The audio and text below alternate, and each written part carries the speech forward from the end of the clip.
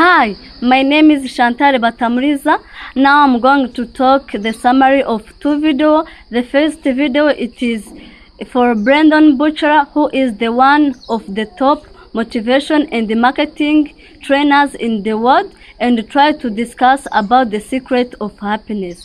The second one is Sonja Rubomsky. Rubomsky is a professor in Department Physiology and in University of California. She tried to discuss how helping others help ourselves in our life. So I'm going to start talking about Brenda Butcher. Brenda Butcher, she is the one who talked about the secret of happiness. We know happiness usually comes from orientation toward the world in which we look at past, present, and the future in specific ways. We often tend to look the past with a gratitude and with a front recollection, even if we are in a struggle, challenge, suffering, and turmoil. We found our place in the past, and we feel a sense of acceptance about our past, and finding a peace, an acceptance, and gratitude. They allow us to be little more free in a present. And in being present, it makes us to be happy.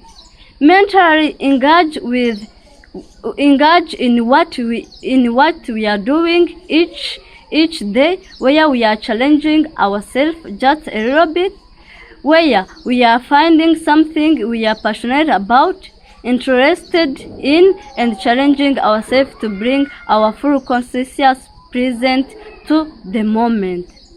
And when with a future, it is all about anticipating with excitement what is to come in a future.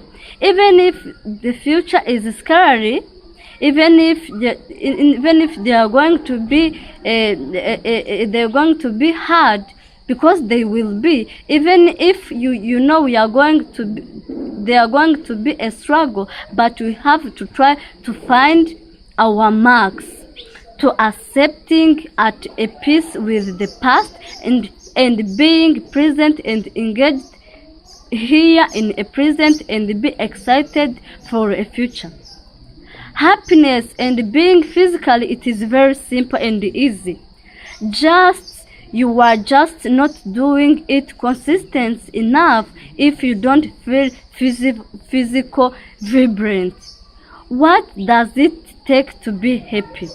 And emotional happy and physical happy?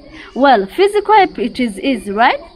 It is to sleep 8 hours, drink more water, make sure that you take breaks through the day to break your concentration, stand up, not sitting hunched. Almost all spiritual teachers, trainers, are just trying to help people become just more in a present moment. So then after, to having faith, to having sense of connection to something larger than ourselves, to allow ourselves to be amazed and awed by mysterious of the world, of the universe, of our creature.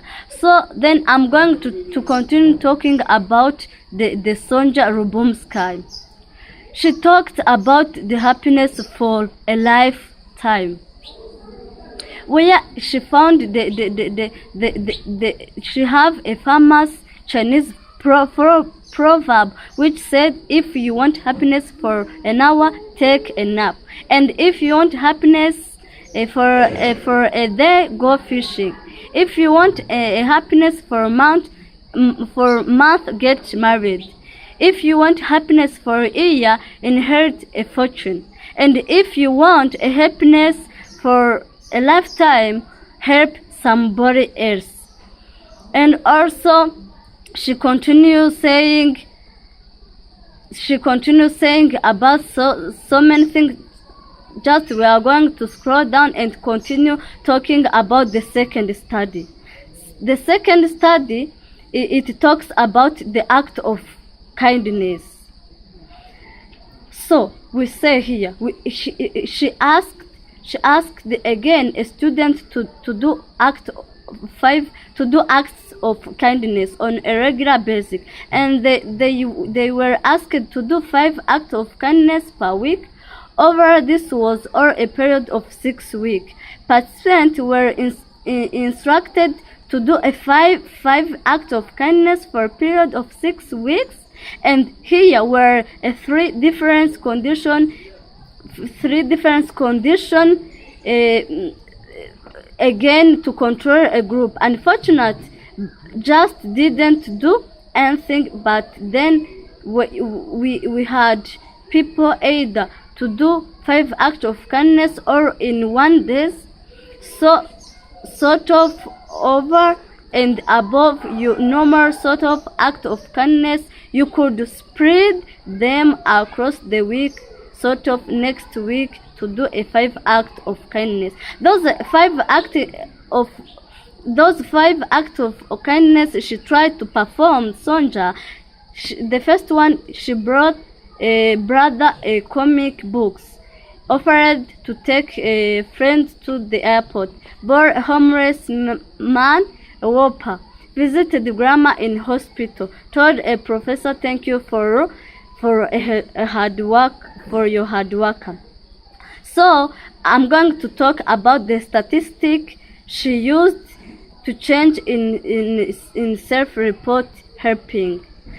Control a single day and different day. These are a change in a self-reported helping over the 6-week study from before to after control group. Again, you see they are actually helping less over the course of the study. And again, I think it is because they have more works to do. They are getting busy, so they have a rest time for others. But this sort of we are on the quota system. Even during this real busy quota people, the students who have been asked to do the 5 acts of kindness on a single day or across the week, they do it more, and we saw the result of those acts of kindness. So we are going to continue about the change in happiness. So again, there is interesting findings. We are successful in making people happier, but not only in that condition. Where the student did all the act of kindness in 1 single day. So again, like tomorrow, you will go out, do 5 acts of kindness, and I think it is because it was more powerful. The 5 acts of kindness tend to be pretty small thing, but it is not all of them. We are a big things. It is just very silence that you go out and it make you feel really good. So I'm going to continue to talk about our findings from this study and many other studies that we are done. Other researchers have done a test to the important role of motivation, effort, commitment, and fit. So you need to choose the strategy. You need to choose the strategy wisely that you do. You need to motivate and committed to it. Put effort into it. It is just like another goal in life. So as conclusion, both video was talking about the happiness people should have in a life. The video of Sonja, it is appropriate because she tried to use some people. She tried to use some people like students in order to do experiment, while Brenda did not conduct any experiment in order to convince the people that what he is talking, it is true. And Sonja, she tried to use a scientific claim, where Brendan Butcher didn't use a scientific video. So that is why Brandon video, it is not appropriate. Thank you so much.